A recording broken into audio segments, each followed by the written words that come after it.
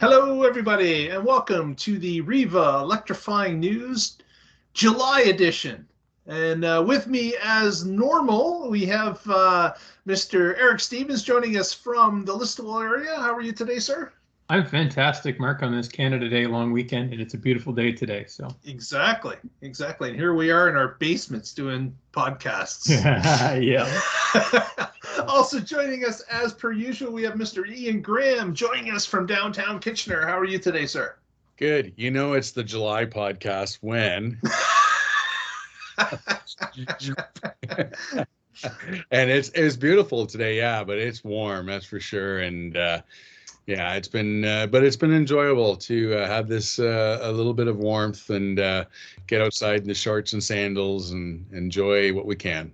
Exactly. Enjoy it while you can, because we know in February we're complaining about something else, and it's not heat. So yeah. It's good to have while we've got it.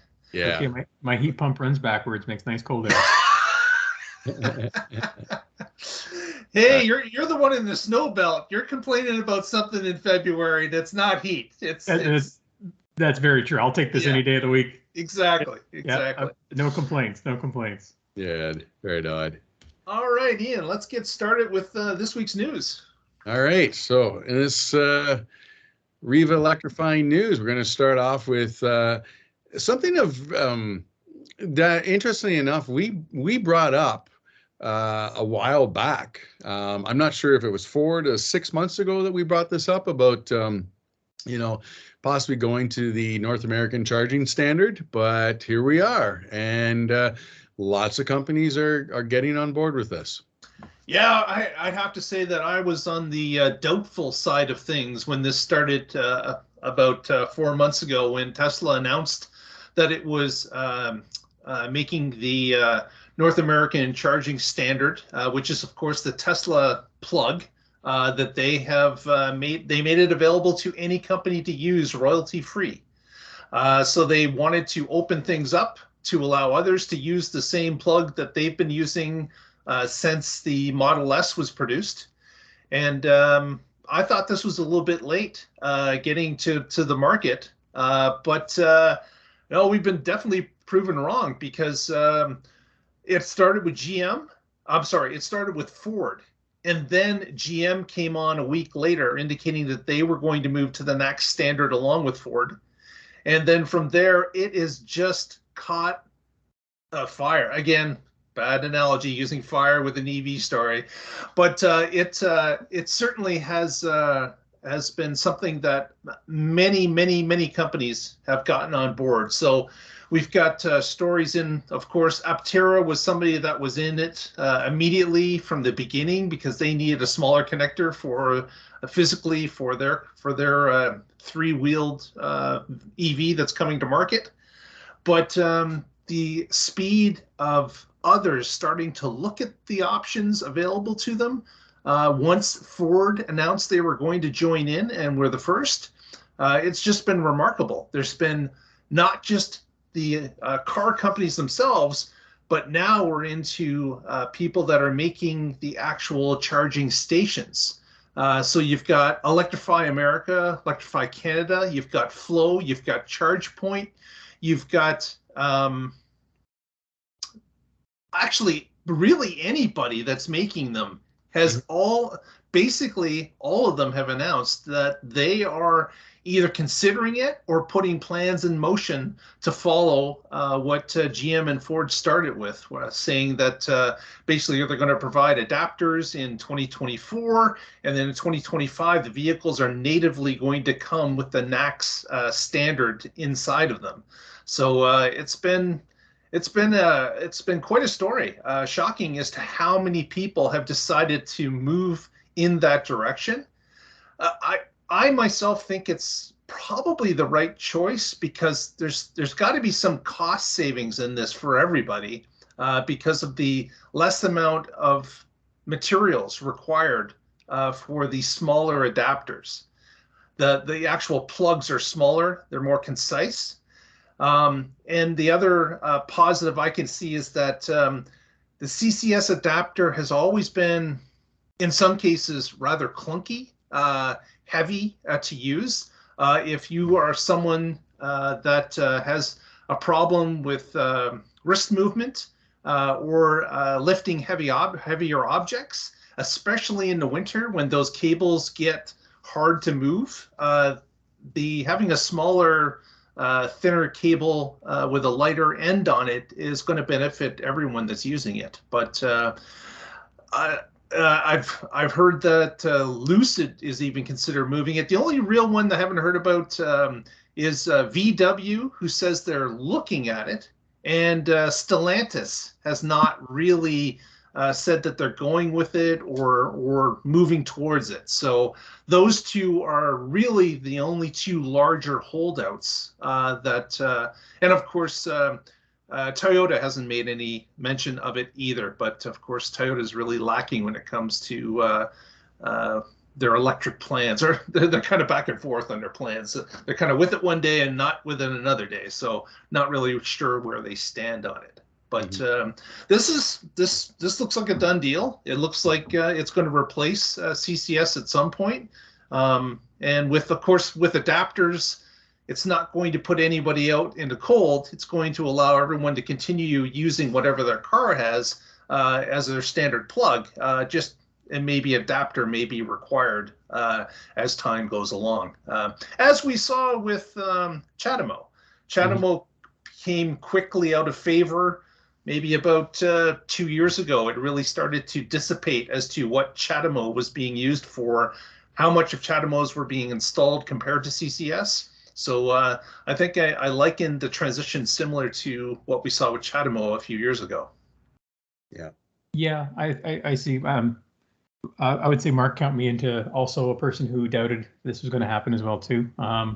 But it's good that the industry is starting to at least harmonize in North America on a particular charging standard, or at least a charging plug, I should say. The charging standard, in a sense, Tesla was already using CCS from a communications protocol standpoint. They sort of switched when they were forced to switch in Europe, because in Europe everybody has to use CCS there. So when that happened, Tesla actually changed, even in their cars, the communication protocols on their vehicles to use the CCS communication protocol. So the old Teslas before, I think 2019, were actually using an old communications protocol, and then after that they switched to a new communications protocol. So it'll actually be kind of interesting because we talk about Flow or companies like that come out with an NACS connector. Older Teslas actually won't be able to use them because the communication protocols in them won't work with them. But yeah, I'm in that boat. My 2018 will not work. I will have to get a little board update, as Ian has gotten in his car, in order to utilize those. But it's good that they're harmonizing the standard anyway, and hopefully all manufacturers move to one plug. That would be nice. Makes life a little bit more simple. I do agree that the Tesla connector is easier to handle and easier to use. It is definitely smaller, more compact. It will be interesting to see though how it handles newer, higher charging type EVs out there today too. Because today, right now, most of the EVs that are in the market, like the Tesla Model 3 today, it might hit peaks of up to 600 amps, but typically it's only for a few minutes. So that connector doesn't really get a chance to, it doesn't thermally absorb all that much heat in that short period of time. But then you start getting vehicles like the Silverado EV, which is now going to be drawing back over 500 amps for like 30 minutes at a time. It'll be interesting to see how that connector holds up and how that connector can dissipate heat over that time. Because I've seen some videos out there with people with Tesla connectors, and they go and they put like a wet cloth over top of them to try to improve their charging speeds to fool the temperature sensor on them. So it'll be curious to see how that connector holds up, because CCS is a much bigger plug, but it also has a much bigger surface area and a much more room to handle liquid cooling. So hopefully the V4 version of the Tesla supercharger plug is able to handle the thermal management for that type of amperage for that period of time. There's also the change that some of the Tesla plugs out there are, of course, the 125 amp compared to the 250 amp. The 250, of course, has a plug-in cable that's liquid cooled, whereas the original 125 did not. So that could be a change, but certainly with the V4s coming out, you can probably imagine they will stick with the liquid cool and probably improve whatever they can based on the data that they've collected. Yeah, and I've seen some of the drawings of the V4. They did make some bigger changes there too. They had to add some new ridges for creepage and clearance distances to support the higher charging voltages. Because right now, most of the Tesla connectors today only handle up to about 450 volts DC. So new charging EVs that handle well over 800 volts in some cases, you have to have enough gap distance there for arc potential. And so it's good that I've seen the V4 drawings and it looks like they've made some provisions for that. The other thing I found interesting too is this connector is basically, well, it started with Tesla. It looks like it's now evolving to become more of a generic standard. And now the SAE is developing a standard for this charging connector. And so it looks like it's going to become a more industry standard general connector going forward. Yeah. And you can start looking for these changes starting next year. 2024 is when some of these changes will start to roll out. So keep your eye on it. And of course, we'll let you know what we find out as time goes along. Mm-hmm. I think it's interesting. I have seen a lot of people, especially with Teslas, who are like, oh, great. Does that mean that we're going to have that many more people at our charging stations? We're going to have to wait longer. And I don't know if that's really going to be the case, because if we're going to this charging standard, I can see that other companies who already put in charging, that they're going to be updating that connector as well, or saying, here, you need an adapter of some type. I just, we're adding more stations all the time, and Tesla, of course, is adding lots more stations all the time. So I don't really know that I'm worried about this so much. I'm just concerned to see if, we're going to show up at a Tesla and it's going to be the same as a gas pump where the nozzle and everything's the same, but like, would you like regular, premium, or ultra? And you pay, your speed. But we'll see. Well, I think this is a good direction. If you look at, Europe as well, like, they've been on top of the telecommunications, iPhone, Android, about their charging cables, and wanting them to, like, come on guys, get a standard that's all the same, so we're not having these landfills full of the cables. Not that we're going to get that with electric, but I think it's a good idea that we get to the standard as well. Yeah. All right, moving on. This is really cool because we're now putting in not only EV charging and renewables, we're combining them and making some real progress and showing how working with renewables and the EV charging can work out really well. The results are amazing on this.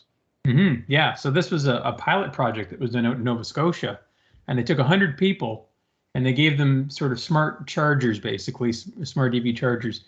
And when they were producing high amounts of wind power, that's when they would push and start charging EVs, basically during those time frames.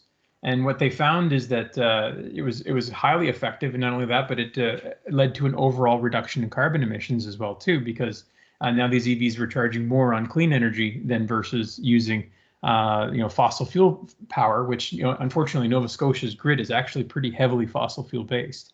So it was a great little study. And it also shows that EVs, there's lots of concern out there about EVs having a strain on the grid, but this also sort of demonstrates how EVs can also help the grid and work as sort of grid tied storage in those times when you're producing excess power using certain methodologies. So I love this story. So.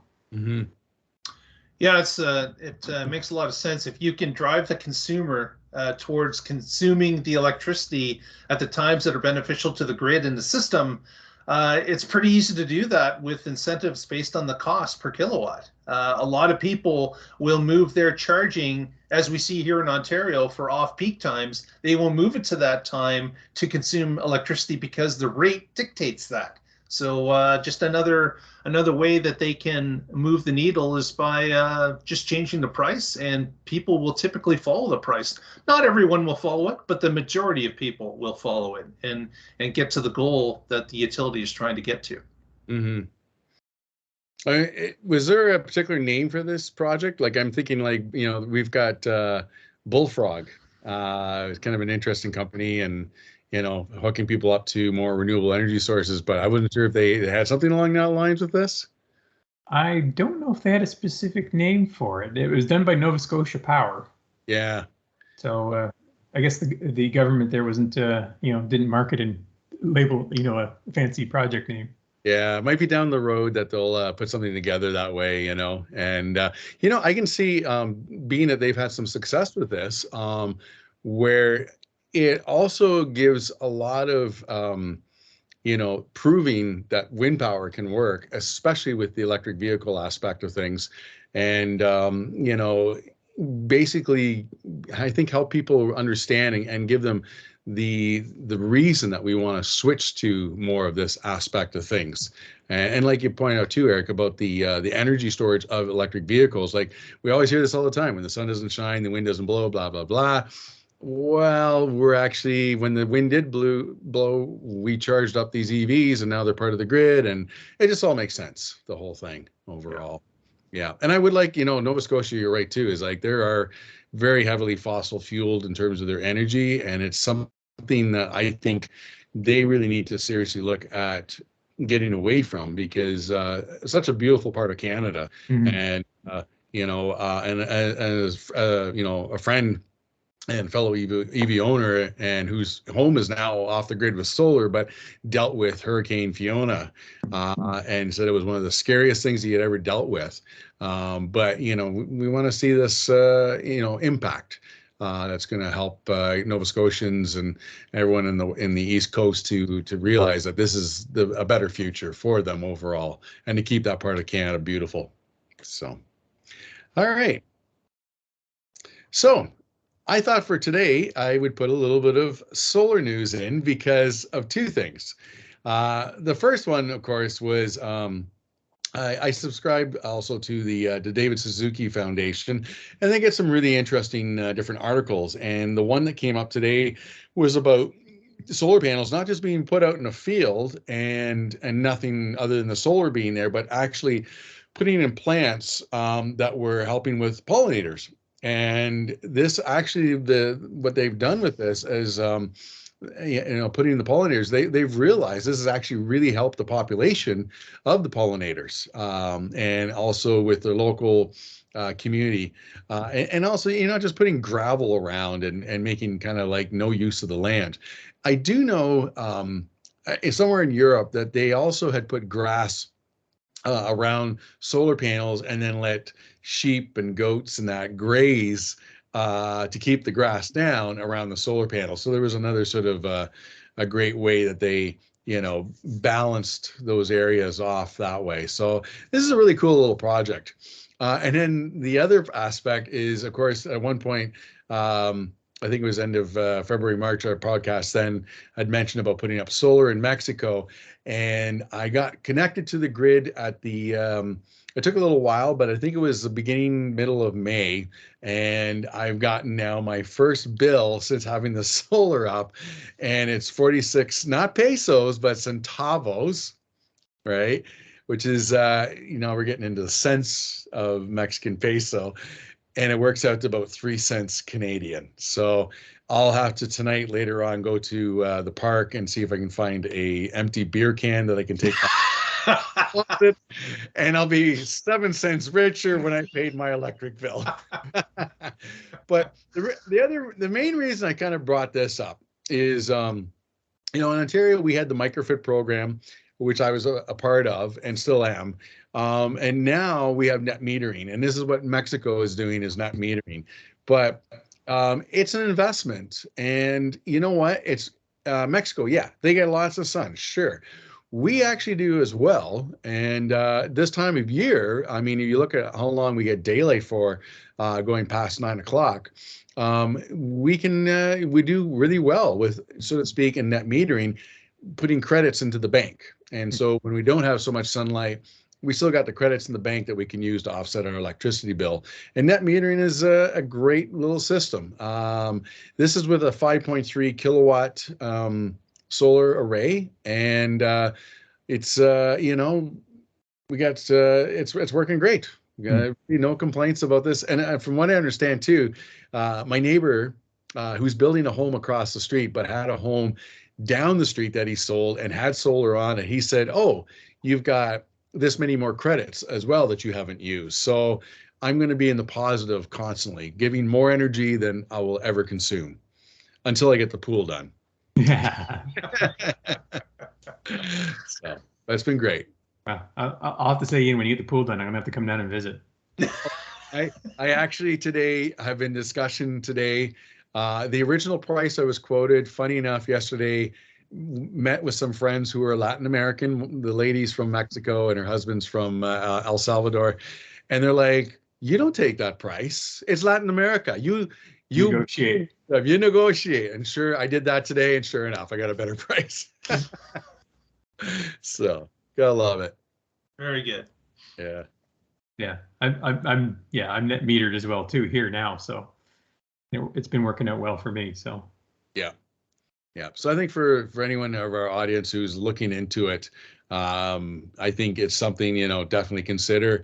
And the price of solar panels now are so ridiculously cheap. I mean, they're not expensive right now compared to what I paid 12 years ago. Oh yeah, we'll give the audience an idea. How many watts of collection could your panels do, and what's the watts that are available today? So 10 panels, 5.3 kilowatt system, 10 panels. So that's 530 watts bifacial, both sides. And each panel was around $400. And the current 10K system I have that was put up about 12, 13 years ago, 210 watts was $900 per panel. And there's 48 of them to make 10K. Wow.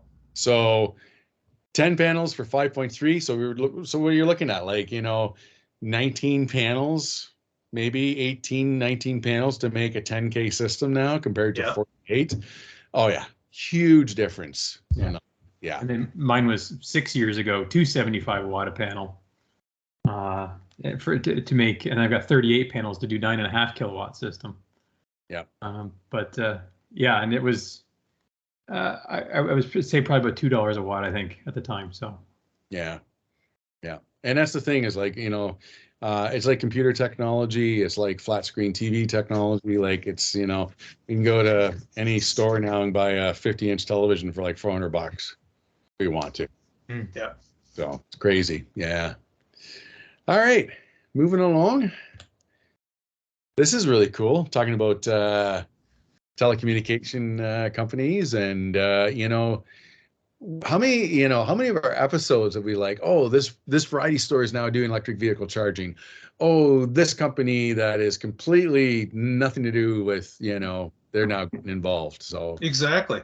This kind of came out of left field. Telus, who of course is telecommunications, has partnered with an Australian firm to install 5,000 free car chargers in Canada.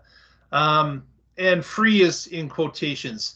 What this company is doing is basically they're providing people that sign up to their public DC fast charger application is they will allow you to charge for about a range of 40 to 50 kilometers. So 15 to 20 minutes of free charging time per day on this system. Now, after that, if you stay for longer and you need a longer charge, then of course they're going to charge you the rates that they have published or will publish for that additional charge.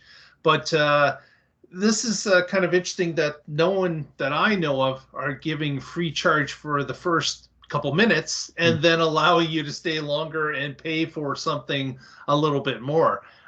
We've had the other charger here that has recently come to Canada at the Zehrs stores where they allow you to charge at different rates of speed and whatever you get charged is different based on that rate of speed you choose. Faster the charger, the more expensive it is. The slower the charger, the cheaper it is. This is another spin on this, and it allows you to collect a bit of a charge free of charge, and if you want to stay longer, they'll let you stay longer. The other interesting part of this is that since Telus is partnered in this, they're going to be hooking up all these chargers or the site to some sort of a cellular connection for free Wi-Fi for patrons of this service as well. So you'll be able to use your mobile devices in your car or the car itself, if it has the ability, to get on Wi-Fi and peruse the internet as you charge. So that's another benefit of this, and that's a different spin on things as well. So kind of interesting that Telus has gotten into this. Not really sure. There's no real model for this that I've seen from somebody else. It'll be interesting to see how it works in Canada. Mm-hmm. Yeah, it's unique. Mark, would you say though, like the free charging, you have to sign up and pay a monthly fee or something like that, or is that? In the article, it didn't indicate that there was any type of the fee, but you could definitely see that being something. Mm-hmm. But the first 40 or 50 kilometers of range, and depending on where you're going or where you're finding these chargers, again, it didn't give us specific locations yet. They're mapping out where they want to install these. They're mapping out their deals with property owners as to where these will be actually installed. So it's a lot of this is up in the air, but it's something they wanted to announce and let people know it's coming, just to get people used to the idea. So don't have all the details yet, but some of this work is going to be performed in 2024. So we're not far from that at all to start seeing some of this actually being published. Mm-hmm. Yeah, I think not only is it great just to see this many more public chargers are happening in 15-20 minutes for a lot of people. I'm meeting a friend for coffee. Oh, great. I can get another 40-50 kilometers. What the heck? Sure. But I think it's cool that it's a company that we didn't expect to get involved with this aspect of things. And that's, I think, a good sign when other companies are presenting, it's marketing, it's advertising. I get all that, but at the same time, it's also saying to these companies, see, this is where the future is going, and giving this opportunity to have this. I think it's awesome. 5,000 public DC fast chargers across Canada, that's again, it's just huge. It's huge. Oh, exactly. It's just huge. And after the 15-20 minutes of what are they going to charge after that? Like at that point, somebody might be like, well, I got, say, 20 minutes of free charging. I'll stay for another 20 minutes because whatever this price isn't really the price. I've actually paying for 40 minutes. If you divide it. Yeah. And I could see, okay, yeah, I'm actually going to have lunch with my buddy and I'm going to stay for 40 minutes. And if I have to pay a little for that, so be it, It's such a different business model that we're dealing with. Yeah, and it's an interesting synergy, I think, too, because a lot of charging stations. You look at some of the issues, of down stations and maintenance issues. Sometimes it comes down to communications issues and stuff like that as well, too. Maybe this is something the expertise that Telus has might be able to help resolve and make sure that the back end of these systems actually work fairly well. It might help with some of the reliability of these networks. Not only that, but Telus does have a network of people who are used to maintaining, cell towers and infrastructure out there today. So they might be able to leverage some of that resource to keep these networks well maintained and stuff as well too into the future. So I see some good potential synergies there, even though it is an unusual partnership. Well, I was going to say the fact that it's an Australian firm, what's their track record? It must be somewhat half decent.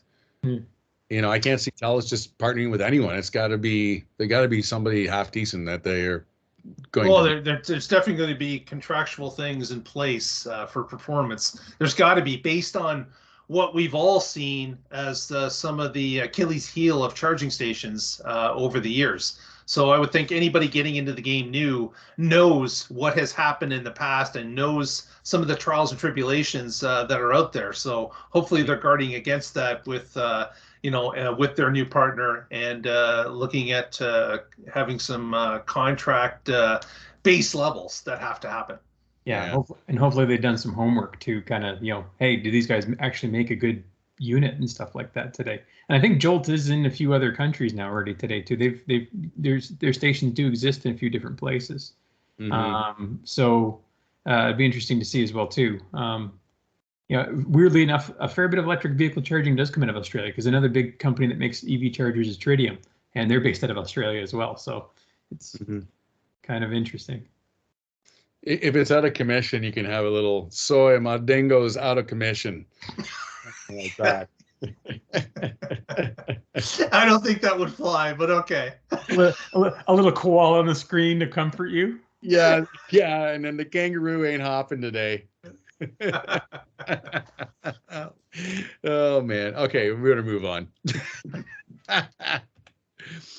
All right, and again, speaking of charging, and I got to bring up, I love the fact Sparkle, again, here we go. They're in the laundry equipment business. They're nothing to do with electric vehicle charging that you would ever expect.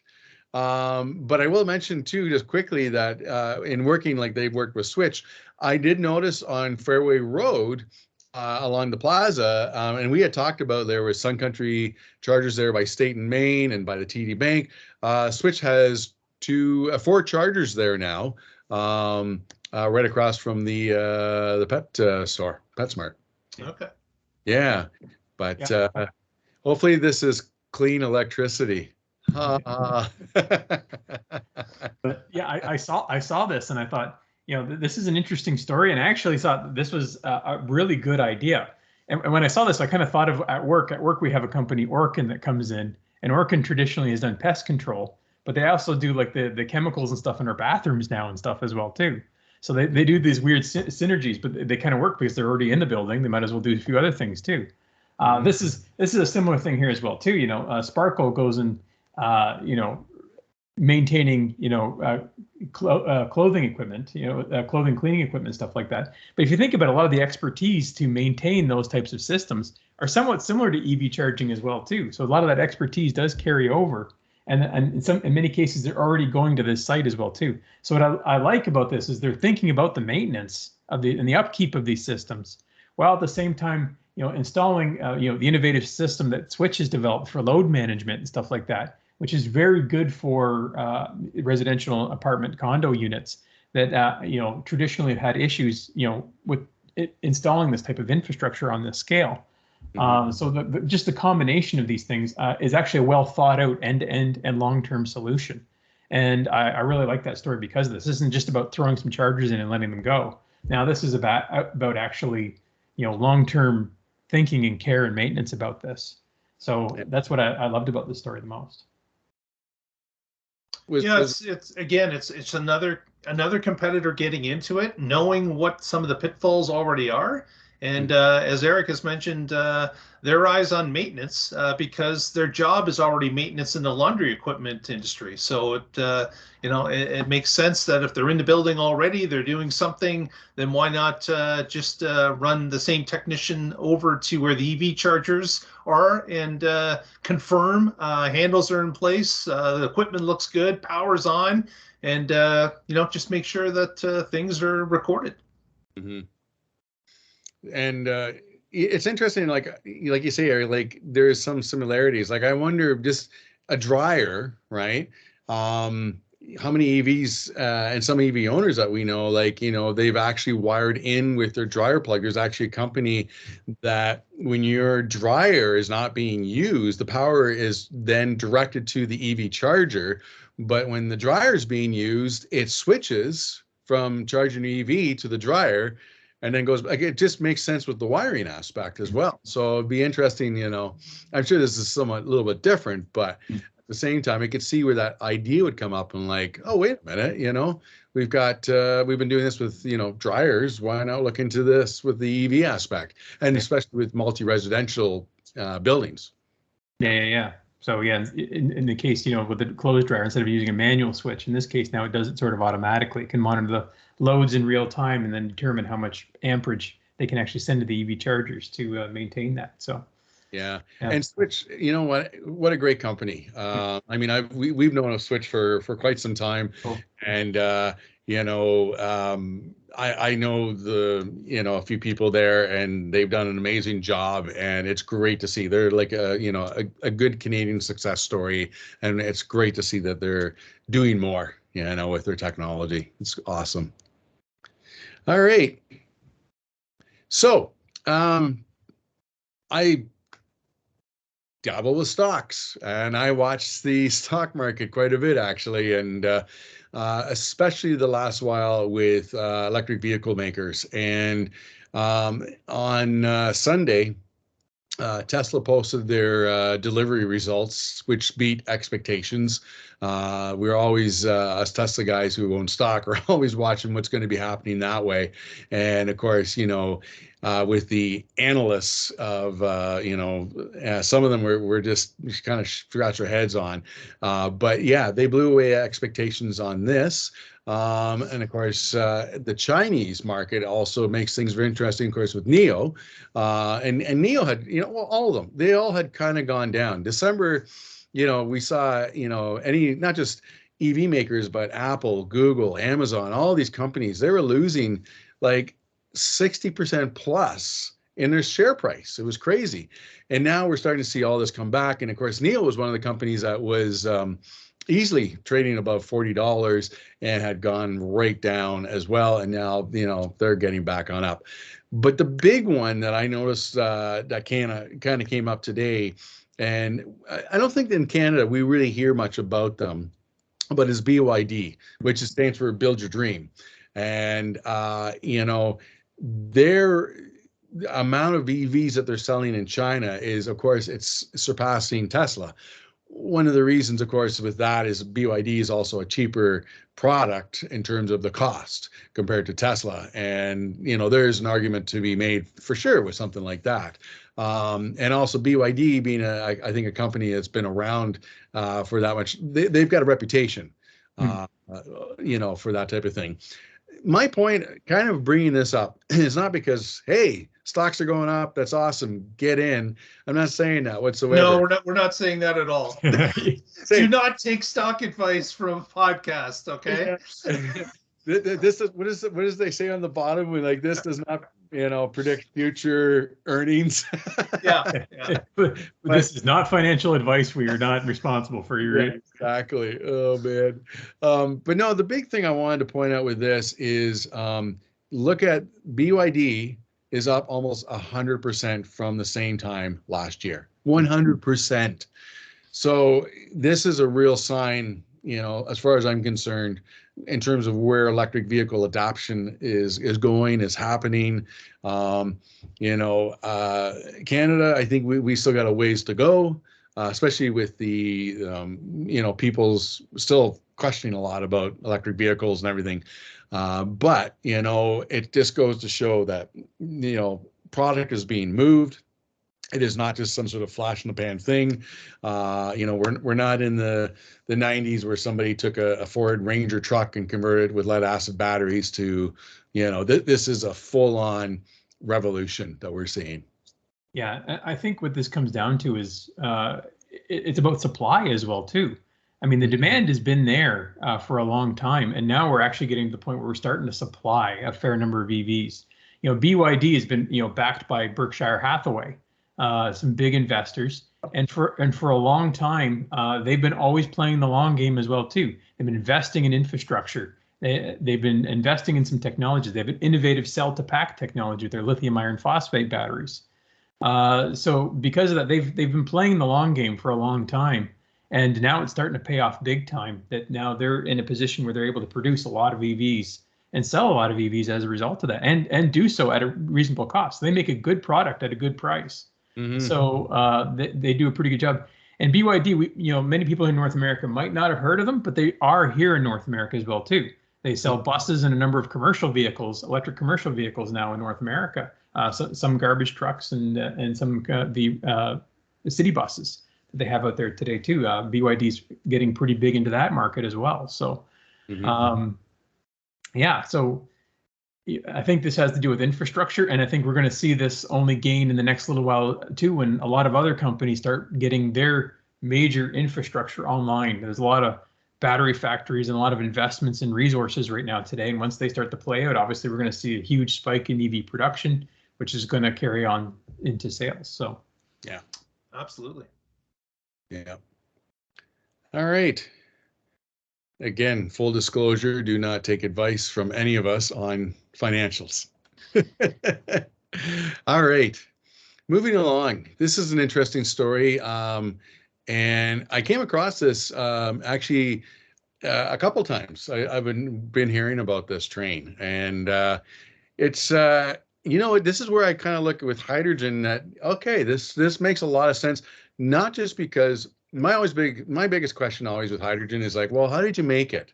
Because a lot of people don't realize there's blue, green, and brown hydrogen. Brown, of course, being made with gas, methane, natural gas, that type of thing. But this is pretty cool how they're doing it. Mm-hmm.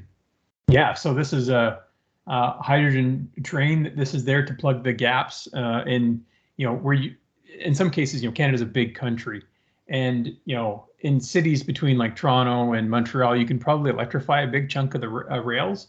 But there are some sections out there where you have these big gaps where it's cost prohibitive to electrify the rails over a long period of time or a long section of area. So, and this is an area where hydrogen might actually make some sense. Personalized transportation, not so much, because the fuel cells and the infrastructure is quite expensive. But when you're dealing with a train, these are large items that cost a fair bit of money. And in this type of scale, hydrogen can make some sense. And here we've actually got Alstom, which is a huge rail company, now actually running some trains through central Quebec right now on this device. And of course, in Quebec, most of their power is hydro, and there's some wind power and stuff as well too. So they're able to make green hydrogen with this as well too. So I think it's a great little project, and hopefully it plays off well and scales well. So. Yeah, the article indicated that this is a demonstration line that will be used in Quebec for a number of months to show how this technology will work in North America. The rail line has always been there, and they're reutilizing the line from another transportation company that owns the line, and then they're running this passenger train on it between cities along the St. Lawrence Seaway.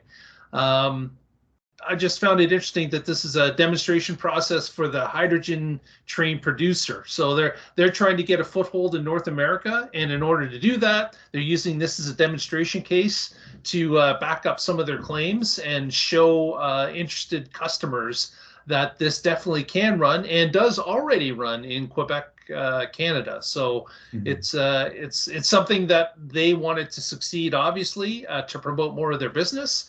And this could be a great pushing off for them. We did see a previous story just a few months ago about Canadian Pacific with their hydrogen locomotives that are being repurposed from diesel electric into hydrogen. And that is an ongoing project that's currently happening out west. Here's a little bit of hydrogen news coming from central Quebec. So my hat's off to them. I hope it's successful, and it'll be interesting to see their progress after the demonstration is over. Yeah, and I did see that the Alstrom's running 41 hydrogen trains right now in Europe. So, oh wow, yeah. And the part that caught my attention was the fact that they're doing this where installing electrified rails or overhead wires, I'm looking at you, LRT, would be challenging, because we did have that issue this past winter where the train couldn't go because of just the perfect storm, so to speak, happened with the freezing with the wires and everything that way. But not that I want a hydrogen train changed over to LRT within the city. I think this makes a lot more sense for the distances, with something like this. And it's, and like you say, Eric, in Europe, the fact that they're doing so much of this as well is just incredible. And I can see this. Now, one thing I did have to bring up, I did see an article recently that because we're looking at, is hydrogen kind of the other alternative to electrification of things? But a recent article I saw is that with mines, that debate of do we go hydrogen or do we electrify, they're now showing that the electrification of mining vehicles makes more sense than hydrogen because of the cost aspect. Mm-hmm. And again, short distances, electrification does not mean that they're always charging up batteries. We've seen where they have the actual cables that run to the machinery. So, you know, every case, the scenario, you know, is a little different. But I think with long distances like this is a pretty cool thing overall. All right.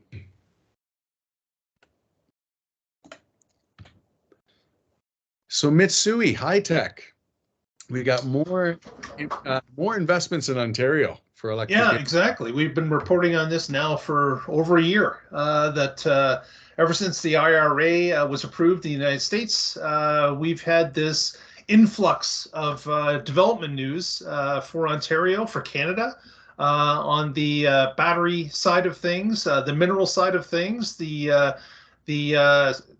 actual assembly side of things. And this is another one of these stories. In Brantford, Ontario, Mitsui High-tec is investing over $100 million to expand their EV parts plant in Brantford. This parts plant will be producing cores for electric motors that will be produced at this location, and of course sold to multiple groups that are looking to incorporate electric vehicle motors into their vehicles. So it's something that many people in the supply chain are noticing that there's an uptick in. Many companies are looking for these type of products, and Mitsui High-tec has decided that they're going to get involved at a larger scale, and they've selected Brantford as the place where they will be opening this larger plant. And the Ontario government has got behind it with a $3.1 million for this expansion. And Doug Ford was pictured shaking hands and kissing babies at the announcement. So not like any other politician, but this is something that is good for the people of Brantford. It's more jobs, it's more security. And for the electrical vehicle side of things, it allows people to have another option, and get one sourced from Brantford would be fantastic. Truth be told, I did not put Doug Ford's face from the article on this. I look for something completely different because I don't blame you at all, Ian. Yeah. Yeah, I mean, and I keep beating this drum, but you know, one of the big resources and assets that Ontario has, especially in the automotive industry, is the supplier base here. Ontario is huge for its automotive suppliers and the expertise that it brings to the industry. It's the reason why Ontario continues to be a powerhouse in the automotive industry. So you know, seeing these investments is expected, but also fantastic to see. So it's good. Another one has joined the group. So, and we look forward to more. Yeah. Yeah. Definitely, you know, in terms of the economic aspects for this province, it's great to see. It's really good to see that way. All right. So I went from my news of being solar to stock to now oil companies. But, you know, the reason that I actually got 2 slides for this, and I wanted to bring this up, is because this is something that I'm now starting to see as a constant, where the oil companies have been really feeding a lot of misinformation. They're now trying to say, oh, well, we're looking towards doing more with renewables and carbon capture, et cetera, but when really the curtains are pulled away, there are a couple of things that we need to look at. And the big one, of course, when it comes to fossil fuels, and of course, I have some friends who are like, oh, well, I get a nice dividend from Enbridge, or I get a nice dividend from Suncor. And I'm like, yeah, but what is happening to your planet? because we do know that this is something that we cannot keep doing. But this is where it gets interesting, is that we also hear constantly, and Canada has been a big aspect of this, especially with Alberta and Saskatchewan going on with the oil industry, that we can't just forgo the oil industry. But you know, the industry itself is kind of be foregoing anyways, because we're not going to need that same amount of product, you know, to be burnt in inefficient cars. In the plastics area, yeah, we're still going to be seeing that, but that's only a small percentage of everything. So the first study that I wanted to show here was that, you know, basically the financial losses, when it comes down to it, the people that are being affected, it comes back to the 1% that who are really being affected, because the middle class and lower class, they're not really having the investments in this the same way that the 1%, let's say, has. And the other thing too is that because the 1% are very diversified, the amount that they're actually losing is not really that much overall. I think they're going to be fine.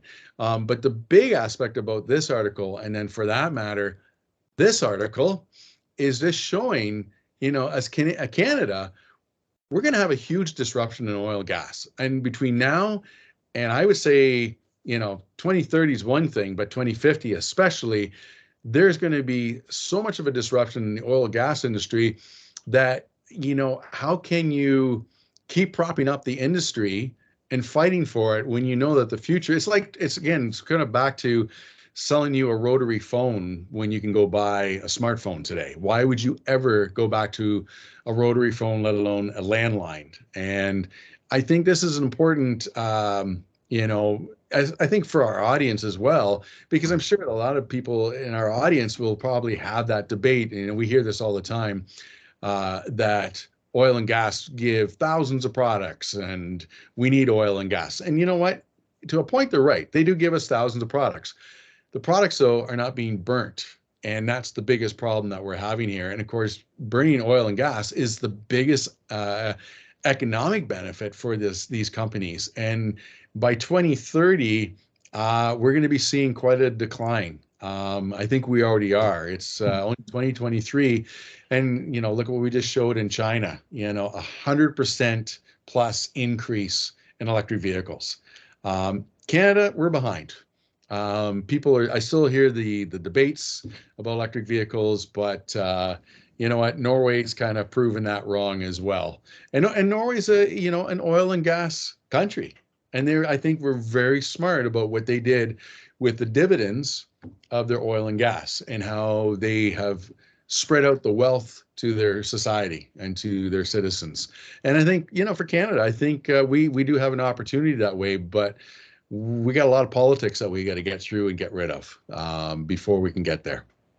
Yeah, I would say, interestingly enough, Ian, right now the oil and gas industry already knows this is coming.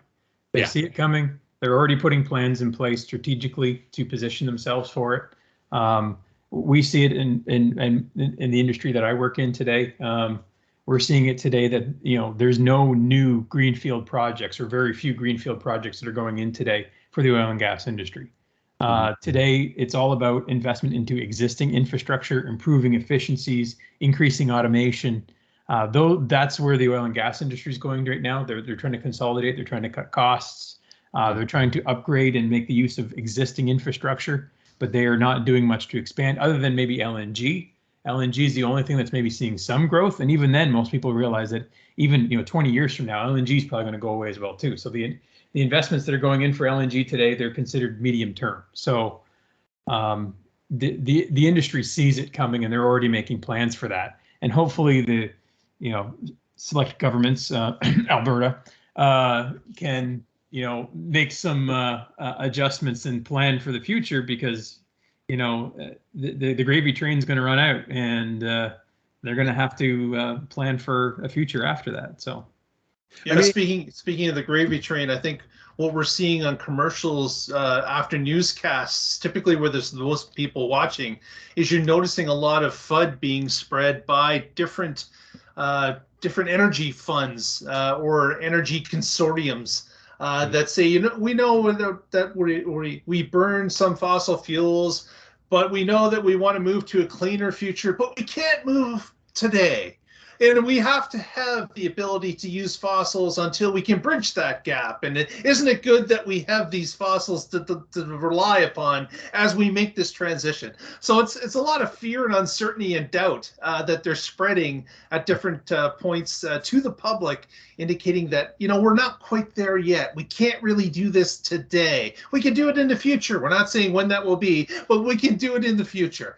So it's something that the longer that they make the transition take, the more profits they will get. So it's a clear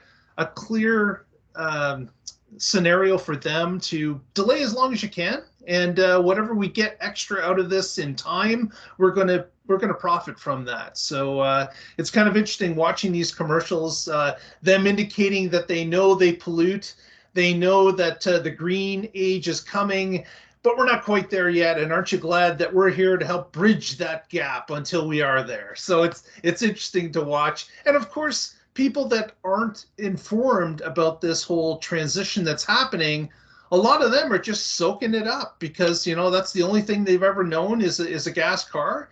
And they haven't looked into electrics, or they've got this false interpretation as to what electric could do for them or can't do for them. And it just kind of gets soaked in and reinforces their lack of education on the subject. So it's interesting to watch this from someone that is informed somewhat as to what game is being played here. Yeah. It's funny because literally today I submitted my paperwork to get rid of the last thing in my house in terms of being tied to gas. So I submitted my paperwork today to say you can cut off my gas supply, you can take away the gas meter, because my last thing that I need at my house is my air source heat pump. And my gas water heater got replaced last fall. I put in a on-demand electric, and I hear these arguments too about, well, geez, what are you going to do in the wintertime when you don't have electricity? And it's like, even if what are you going to do with your gas furnace? You need electricity for the fan and everything else to run as well. But I think, Mark, it's interesting. You're right about if they can delay this as long as possible so they can keep getting the profits, And of course, the other big article, which I didn't put in here as well, is about the whole subsidizing of taxpayer dollars towards oil and gas, and how this month, actually, they're supposedly putting forth something that states that they will be cutting that off. I'll be interested in seeing how that, because the oil and gas industry was also arguing that, those subsidies, we're putting that towards renewables and everything. But when you look again to what they're really doing, yeah, they're doing it, but at a small percentage. It's really, it's muddying the truth. It's greenwashing is what it is. Oh yeah. If you ever look at the ESG reports of any of the oil and gas industries, it is a textbook marketing masterpiece on greenwashing. So, yeah. So it's interesting that way, and I just thought, this is, it's good that we, in this podcast, that we can kind of bring some of these aspects up, because sooner or later, the majority of us are going to be driving electric cars. There's no really two ways about it. And you know what? The technology, with some of the quote issues, if you want to really say that, wintertime you lose half your range, which is baloney. But I can see in the next 2 to 5 years that will not be the same issue with the newer cars. Let's say that we lose 20%. I can see that in the next 2 to 5 years, no, you might lose 5. And that might be because you didn't precondition. I can just see the technology is going to be changing a lot. And again, back to what the oil and gas is, I think, Eric, you're right. They know the writing's on the wall. They're just delaying it as much as possible, and it's becoming a real battle, especially like Alberta, Saskatchewan, those guys. They're really trying to make it like the economics of the jobs for the workers and everything else. And meanwhile, it's like, guys, just what, we're not using, what are those computer languages, Fortran and all that. Like, we're not doing that anymore. We're in JavaScript, we're in whatever. We're like, it's a different world completely. Yeah, take those skilled workers and put them to better use in doing things like geothermal or wind turbines or something like that. Yeah, exactly. Yeah, exactly. So, all right. So, I'm just going to, we got one more article here and that I'm going to bring up. Are we seeing that okay? Not yet. Not yet. Ah, yes, because it's not sharing as of yet. I'm just being cautious. I don't want to disconnect, so to speak. And all of a sudden there's two on the podcast. Yeah. All right, share screen. Here we go. The Survivor REVA. Here we go. So this Mark had posted this on our REVA Facebook page, and these guys are doing what I would love to do. Although originally I thought I might do it in maybe more like a Model X until the Model 3 came out. But this is a couple. It's on the CBC, this article. And it's Mark and I both, we have 2018 Model 3 Red, just like these guys. And they are driving, he's actually got 200,000 kilometers on his Model 3. And they've been pulling this trailer behind them. And now they're originally from San Diego. They're retired, but now they're in Newfoundland. And he answers questions on different social media about what's it like to, drive the Model 3, pulling a trailer, what's it like to, travel this way. And he's been a great, purveyor of, I guess you could say, the truth about what it's like to tow this stuff. And Mark, as you mentioned, yes, it is nowhere as close to the size of my pontoon boat. Trailer, yeah. Trailer, yeah. But no, I look at the size of this trailer. I think for a couple, this is the perfect size for the two of them. If they have an argument, one of them can go into the car and watch Netflix. They can stay in the trailer. It won't be to the doghouse with you. It'll be to the Tesla with you. Yeah, these are great ambassadors. These are two people that have hit the road, and they're preaching the EV gospel to those who will listen. And of course, vehicles that are towing trailers are probably one of the last bastions that haven't been conquered all that much. We noticed that F-150 was released about a year ago. We've got the Rivian out there. We're going to have a Cybertruck shortly. So we are getting some trucks that would show up at these RV parks, but you don't see too many sedans pulling a trailer that are all electric. So, and of course, people that are camping in this manner, a lot of them have access to electricity poles when they're at the campgrounds. So what a perfect scenario where you're spending the night anyways, you plug the trailer and the car into the socket that's available to you. You collect 30 amps or 40 amps from that socket, and in the morning, your car's fully charged. You've had a great night with power in your trailer, and you're ready to move on to the next adventure. So it makes a lot of sense that this type of travel with an electric vehicle will work wonders. Mm-hmm. Yeah, absolutely. This looks like a fun trip, and definitely that trailer looks a little more aerodynamic than your pontoon boat there. Oh, yeah. But yeah, this would be a fun trip, and I'd love to do something like this myself. So it looks cool. Yeah, on Facebook, if our audience wants to know, if you look up EVs that tow, I think is the Facebook group, you get some really interesting sort of postings there of what people are doing and towing, and they're not just going like in a province; they're going across country. Going across multiple countries, and I actually just saw, it wasn't towing, but it was a guy with a Model Y from England, went all throughout Europe, and I think it was easily a 20,000 kilometer trip that he recently just completed as well. But no problems with charge and everything that way. But again, here, you've got this is your motel room on wheels. This is awesome. So. Very good. Very good. Well, that's our last story of the evening. With that, Eric, any shout outs for this month? Only one I just wanted to bring up. I didn't want to bring a story about it, but basically the Ontario government and Ivy have announced that now all the en route stations have charging stations at them now. So all the en routes are complete now, and they're up and running. And hopefully now Ivy, with their new software backbone and stuff like that, the reliability seems to be improving. They had some snafus there a while back, but hopefully things are improving for them and looking pretty good. So it's good that all the en routes are up and running. Excellent news for especially for those of us who will be taking a summer road trip. Mm-hmm. Perfect. Ian, any shout outs from you?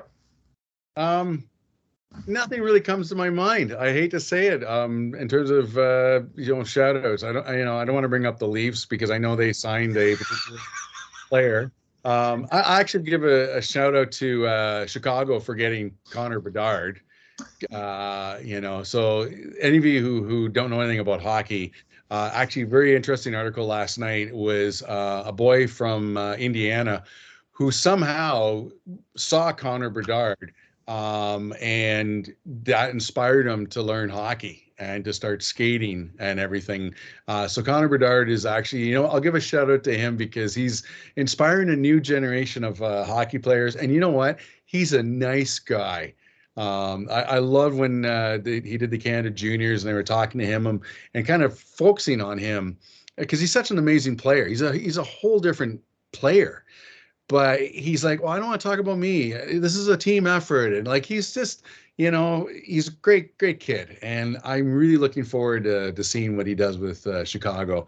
Chicago's had some amazing players and, where I think is going to be interesting is the Chicago-Edmonton games because Connor McDavid against Connor Bedard. That's going to be interesting. Battle of the Connors. Yep. Very good. Very good. I would like to give a shout out to the WREVA organization because what we're doing in September 30th, we're putting on another National Drive Electric Week event in Waterloo, Ontario. It's a free event. You can sign up with the following link. We will put the link in the notes below, but it's NDEW2023. Again, it'll be in the notes. The link will be there. But please sign up with you and your EV. And we're probably going to have in the area of over 100 people participating. It'll be our largest event of the year. It'll be the largest National Drive Electric event in Canada, as it's been the past 5 years in a row. So we're looking forward to holding that again, and we hope that you can come out and join us. It's great camaraderie with EV drivers. You can learn things, you can ask questions. There'll be all sorts of people, there'll be all sorts of EVs, and you can get your questions answered, and of course help with answering questions that the public may have. So you can be a teacher out there as well. So we would really hope that you sign up early and join us on Saturday, September 30th, 2023 in Waterloo. With that, we'll do a wrap. Go ahead, Ian. I was just gonna say there's a water fountain there, right? Oh yeah. I should bring my pontoon boat down and we can put it in there. Yeah, we'll just put it in the water and it'll float around. I'm sure that'll be fine. I'm sure they will not have a problem with that at all. So the range will be incredible. How many laps are on the fountain? Exactly. Yeah. Well, with that, thanks very much for watching. If you haven't already, please give us a thumbs up on the video. Press that subscribe button. You'll be notified every time that WREVA releases a new video. And of course, it helps us with getting more eyeballs on the subject. So please do that. And we thank you for that. And have yourself a good evening, a good afternoon, a good morning, whenever you're watching this video. Thanks so much. We will talk to you next month. Have a good one.